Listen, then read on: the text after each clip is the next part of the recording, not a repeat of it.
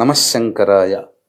మీ యొక్క కోరిక ఏదైనా అతి శీఘ్రంగా నెరవేరాలి అనంటే 15వ తారీఖు రోజున మాస శివరాత్రి అయింది. పైగా క్షిప్ర నక్షత్రంలో ఉన్నటువంటి అశ్విని నక్షత్రంతో కూడుకున్నటువంటి రోజున.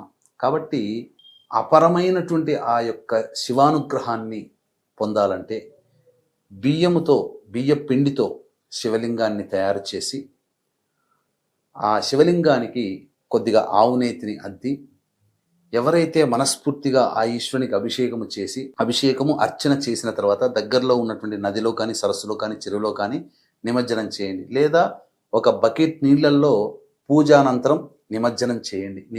నీళ్ళలో వేసి ఆ నీళ్లు ఎవరు తొక్కని ప్లేస్లో వేసేయండి. తప్పకుండా 27 రోజుల లోపల, అనగా మళ్ళీ అశ్విని నక్షత్రం తిరిగి వచ్చే లోపల మీరు కోరుకున్నటువంటి కోరిక నెరవేరడానికి మార్గం సుగమం అవుతుంది.